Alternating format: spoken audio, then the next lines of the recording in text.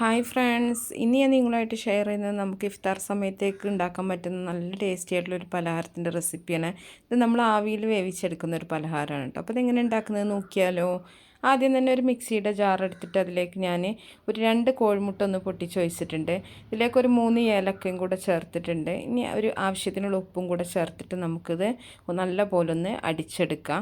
അതിനുശേഷം നമ്മളിതിലേക്ക് ഒരു 1.5 ഗ്ലാസ് മൈദയാണ് ചേർത്ത് കൊടുക്കുന്നത്. മൈദ ചേർത്തിട്ട് നമ്മൾ ഇതിലേക്ക് പച്ചവെള്ളം ഒഴിച്ചിട്ട് വീണ്ടും നമ്മളിതൊന്ന് അടിച്ചെടുക്കണം. അപ്പോൾ നിങ്ങൾ പച്ചവെള്ളത്തിന് പകരം വേണമെങ്കിൽ നിങ്ങൾക്ക് പാലോ തേങ്ങാപ്പാലോ ഒക്കെ ചേർത്തിട്ടും അടിച്ചെടുക്കാം കേട്ടോ. ഇനി ഇതിലേക്ക് കുറച്ച് മഞ്ഞൾപ്പൊടിയും കൂടെ ചേർത്തിട്ട് ഒന്നും കൂടെ ഒന്ന് കറക്കിയെടുക്കുന്നുണ്ട്. ഈ ഒരു പാകത്തിനാണ് നമ്മൾ മാവ് ഉണ്ടാക്കിയെടുക്കേണ്ടത്. അപ്പോൾ ലൂസായി പോയിട്ടുണ്ടെന്നുണ്ടെങ്കിൽ കുറച്ചും കൂടെ പൊടിയൊക്കെ ചേർത്തിട്ട് ഈ ഒരു പാകത്തിനാക്കിയെടുക്കുക. ഇനി ഒരു ഒരു പാനോ ചൂടാക്കിയിട്ട് കുറേശ്ശെ മാവ് ഒഴിച്ചിട്ട് ഇതുപോലെ ഓരോ അപ്പങ്ങളായിട്ട് നമുക്കൊന്ന് ചുട്ടെടുക്കാം. അതിനുശേഷം നമ്മൾ എല്ലാം ചുട്ടതിന് ശേഷമാണ് ഇതിൻ്റെ ഉള്ളിൽ നമ്മൾ ഫില്ലിങ് വെച്ചിട്ട് ആവിയിൽ വേവിച്ചെടുക്കുന്നത്. അപ്പോൾ എല്ലാം ചുട്ടെടുത്തതിന് ശേഷം നമ്മൾ ഓരോ അപ്പത്തിൻ്റെ ഉള്ളിലായിട്ട് ഇതിനൊരു ഫില്ലിങ് വെച്ച് കൊടുക്കുന്നുണ്ട്.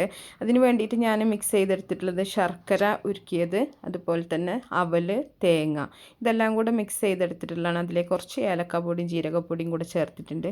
നിങ്ങൾക്ക് വെറുതെ തേങ്ങ, അവൽ അങ്ങനെ പഴമൊക്കെ വെച്ചിട്ട് അങ്ങനെയും ഫില്ലിങ് റെഡിയാക്കി എടുക്കാം കേട്ടോ. അപ്പോൾ ഞാൻ ഈ ഒരു ഇതിലാണ് ചെയ്തിട്ടുള്ളത്. ഇനി നമ്മൾ ആ മാവ് കലക്കിയതിൻ്റെ കുറച്ച് ബാക്കിയൊന്ന് ഇതിൻ്റെ സൈഡിലായിട്ടൊന്ന് തേച്ച് കൊടുക്കുന്നുണ്ട്. അതിൻ്റെ ആ ഒരു സൈഡൊക്കെ നല്ലപോലെ ഒന്ന് ഒട്ടിപ്പിടിക്കാൻ വേണ്ടിയിട്ടാണ്. അപ്പോൾ നിങ്ങൾക്ക് ഏത് ഷേപ്പിൽ വേണമെങ്കിലും മടക്കിയെടുക്കാം. ഞാനിതെല്ലാം കൂടെ ഇതുപോലെ ഒന്ന് കൂട്ടിപ്പിടിക്കുകയാണ് ചെയ്യുന്നത് കേട്ടോ.